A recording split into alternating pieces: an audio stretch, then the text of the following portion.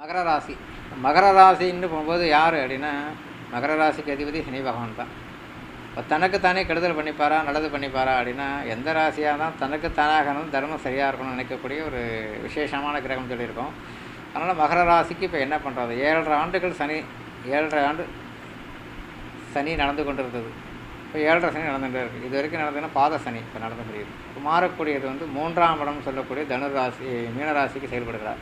இப்போ மீனராசிக்கு மாறும்போது என்ன நடக்கும், 7.5 சனி விடுதலை ஆயிடுச்சு. என்ன பண்ணுவோம், உங்களுக்கு தான் அதிகமாக கெடுதல் பண்ண முடியாத ஒரு கிரகம் தானே, அதிகமாகலாம் படுத்திருக்க மாட்டா, சாதாரணமாக இருக்கும். இப்போ பாத சனியாக இருக்கும்போது என்ன இருக்குது, அங்கங்கே இடம் ஓடிண்டே இருப்பீங்க. ஒரு இடத்துல எல்லாம் முன்னாடம் அந்த இடம் அலைஞ்சிட்டே இருக்கும். அலைஞ்சு திரிஞ்சு வாழ்க்கையாக காட்டியிருக்கும் அந்த 2.5 வருஷங்கள். ஏன்னா பாத சனின்னு பாதத்தை இருக்க விட மாட்டோம், ஒரு இடத்துல ஓட விட்டுருப்போம் அப்படின்னு வரும்.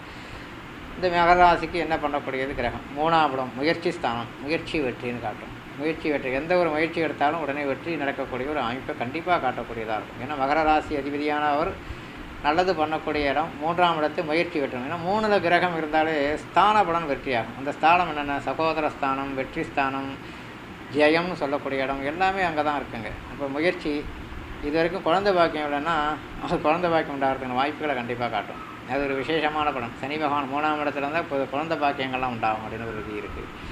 அது மாதிரி பார்த்தா சனி பகவானோட வெற்றி ஸ்தானம், சகோதரன் வகையில் சண்டை சச்சரவுகள் இருந்தால் நிவர்த்தியாகி ஒன்றாகக்கூடிய அமைப்புகள்லாம் மகர ராசிக்கு காட்டக்கூடியதாக இருக்கும். ஒரு எடுத்த காரியம் இது வரைக்கும் நடக்கலைன்னா சரியான ஒரு காரிய வெற்றி அப்படின்னா அது நடக்கக்கூடிய அமைப்புகள் சரியாக வலுவாக நடக்கும் அப்படின்னு மகர ராசிக்கு வேதம் விடும். அவரோட பார்வைகள் என்ன அப்படின்னா, மகர ராசிக்கு 5ஆம் இடம் பூரிய புண்ணிய ஸ்தானத்தை பார்ப்பார் ரிஷபராசியை. இப்போ பூரிய புண்ணிய ஸ்தானத்தை பார்க்கும்போது அந்த இடத்துல உள்ள பிரச்சனைகளாக நிவர்த்தி பண்ணக்கூடிய அமைப்பை காட்டும். ஏதாவது இடத்துல வீடு மனை வாசலில் பூர்வீகத்தில் அப்பா அம்மா சொத்துக்கள், பாட்டி தாத்தா சொத்துக்கள் ஏதாவது இருந்தால் பிரச்சனைகள் இருந்தால் நிவர்த்தி பண்ணக்கூடிய வழிகளை காட்டுவார். அப்போ நம்ம நிவர்த்தி பண்ணிக்கணும். எல்லாமே நிவர்த்தி கையிலே கொடுப்பாருன்னா கொஞ்சம் முயற்சி பண்ணணும் இல்லையா. அதனால் முயற்சி பண்ணால் வெற்றி. இது வரைக்கும் பேச்சுவார்த்தைக்கு ஒத்து வராதவங்க பேசி எதாவது முடிச்சுக்கலாம்ப்பா அப்படிம்பாங்க. ஏதாவது பிரச்சனைகள் இருந்துகிட்டே இருந்தாங்கன்னா இப்போ முயற்சி ஸ்டெப் எடுக்கும்போது பட்டன்னு முடிஞ்சிட மாதிரி காட்டும். இந்த மாதிரி அமைப்புகள்லாம் அந்த 3ஆம் இடத்துல இருக்கக்கூடிய சனி பகவான் ஸ்தான பலத்தை வலுப்படுத்தி 5ஆம் இடத்தோட பிரச்சனைகளை தீர்க்கக்கூடிய அமைப்பாக காட்டும் இந்த மகர ராசிக்கு. அடுத்து அவரோட பார்வைகள்னு சொல்லப்படுகின்ற 9ஆம் இடம் ராசிக்கு 9ஆம் இடம் கன்னியா ராசி பார்க்கும்போது முன்னோர்களுக்கு செய்யக்கூடிய கர்மாக்கள்லாம் செய்யக்கூடிய, விட்டு போனால் செய்யக்கூடியது, ராமேஸ்வரம் போய் தீர்த்த யாத்திரைகள் செய்யக்கூடிய கர்ம காரியங்கள்லாம் செய்யக்கூடிய வழிகளை காட்டுவார். இது மாதிரி ஏதாவது பித்திருக்களுக்கு தோஷம் இருந்து செயல்படுத்துகிறதா இருந்தாலும் நிவர்த்தி பண்ணலாம். மற்றபடி தெய்வீக தரிசனங்கள் இதெல்லாம் செய்யக்கூடிய ஒரு அமைப்புகளை மகர ராசிக்கு காட்டக்கூடிய ஒரு அமைப்பை நல்லா காட்டும். அதனால் பாக்கியஸ்தானம், சொந்தக்காரங்கள் வழியில் உள்ள பந்துக்கள் வழியில் உள்ள பிரச்சனைகள்லாம் நிவர்த்தி பண்ணக்கூடிய ஒரு அமைப்பையும் மகர ராசிக்கு காட்டக்கூடியதாக இருக்குது. அவர் அடுத்தபடியாக அவரோட பார்வைகள்னு சொல்லக்கூடிய மகர ராசிக்கு தனுராசியை பார்க்கக்கூடிய 10ஆம் பார்வையானது மகர ராசிக்கு 12ஆம் இடம் சொல்லக்கூடிய விரயஸ்தானமாக இருக்கும். அதனால் சுப விரயமாக செயல்படுற மாதிரியே காட்டிட்டு வரும்.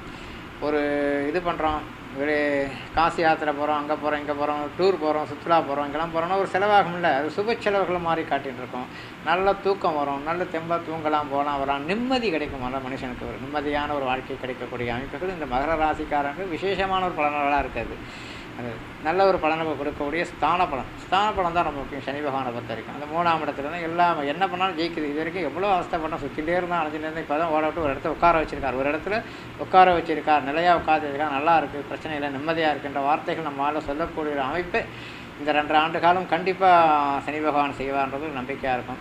சின்ன பசங்களெல்லாம் முயற்சி படிக்கிற வயசில் படிப்புகள் நல்லா வரக்கூடிய வாய்ப்புகளை காட்டும். மற்றபடி ஒரு பெரிய கெடுதலெல்லாம் ஒன்றும் பண்ணாது. நார்மலாக அவங்க உத்தியோகங்கள்லாம் ஸ்டெடியாக கிடைக்கக்கூடிய அமைப்பை காட்டும். இது வரைக்கும் நிலையில்லாத உத்தியோகங்கள்லாம் சரியாக கிடைக்கக்கூடியதாக இருக்கும். வெளிநாட்டு யோகத்தை கொடுக்கக்கூடிய வாய்ப்பு நிறையாவே இருக்குது. வெளிநாட்டு யோகங்கள் கிடைக்கக்கூடிய வாய்ப்புகள் அதிகமாக இருக்குது. முயற்சி பண்ண நடக்கும். இது வரைக்கும் முயற்சி பண்ணால் ஒன்றும் நடக்கலைன்னா இதுக்குமே முயற்சி பண்ணும்போது நடக்கக்கூடியது கண்டிப்பாக நடக்கக்கூடியதாக அமைப்பாக இருக்கும் அப்படின்ற ஒரு எதிர்பார்க்கலாம். மற்றும் நல்ல செலவுகள் பண்ணக்கூடியதாக இருக்கும். கார் வாங்கலாம், பங்களா வாங்கலாம், வீடு வாங்கலாம்னா அவங்கவுங்க தகுதிக்கு ஏற்ற மாதிரி இல்லையா, எல்லாரும் வாங்கலாம்னு சொல்ல முடியாதுல்ல. அவங்கவுங்க விரலுக்கு தகுந்த வீக்கம்ன்ற மாதிரி அவங்க என்னென்ன எதிர்பார்த்துருந்தாலும் அவங்களுக்கு கிடைக்கக்கூடிய அமைப்புகளை உருவாக்குவார்ன்றது 100% நம்பலாம் அப்படின்ற மாதிரி. அப்புறம் மகர ராசிக்கு பார்த்தா பொதுவாக இந்த சனி பயிற்சி வந்து பெரிய ஒரு கெடுதல் கிடையாது. 7.5 சனியின் தாக்கம் குறைந்து முயற்சி ஸ்தானம் வெற்றியாகி நல்ல ஒரு அமைப்புகளை அமையக்கூடியதாக இருக்குது. அதனால் எல்லா வகையிலும் மகர ராசிக்காரங்களும் இந்த யோகத்தை அமையக்கூடிய ஒரு விசேஷமான அமைப்பாக பார்க்கப்படுகிறது. நலம்.